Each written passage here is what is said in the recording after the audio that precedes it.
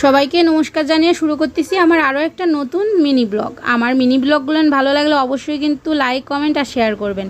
আর আজকের মিনি ব্লগে রয়েছে এই তো দেখেন লাল টুকটুকা একটা পরীর বাচ্চার মতন পরী আমাদের কোলে আমরা নিয়ে আনন্দ করতেছিলাম আর ভিডিও শুরু করতেছিলাম।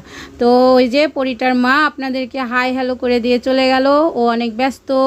তো এই পরীটার আজকে না মুখে ভাত, মানে প্রথম সে ভাত খাবে, সেই জন্য আমাদের বাড়ি ধরে সবাইকে নেমন্তন্ন করছিল।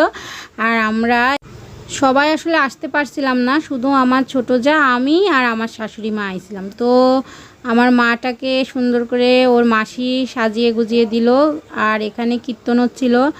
আর একটা কথা বলি, আমার মামুনিটা ওর বাবা মায়ের বিবাহিত জীবনে 4 বছর পরে ও হয়েছে। তো বুঝতে পারতেছেন কতটা আনন্দ পাইছে ঘরে লক্ষ্মী আসাতে। সত্যি কথা বলতে মেয়েরা কিন্তু অনেক লক্ষ্মী, মেয়েদের আসাতে সবাইকে এরকমই আনন্দ পাওয়া উচিত আমি মনে করি।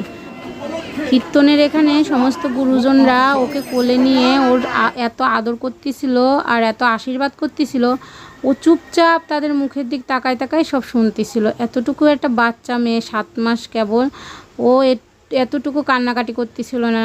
এইটা দেখে আমার ভীষণ ভালো লাগছে। আর ও সবার কোলে যায়, এতটাই লক্ষ্মী, সত্যি ও লক্ষ্মী হয়েছে। তারপরে ওর এখন মুখে ভাত দেওয়া হলো। আর এই পর্যন্ত ভিডিওটা রাখছি, সবাই আশীর্বাদ করুন, ভালো থাকবেন।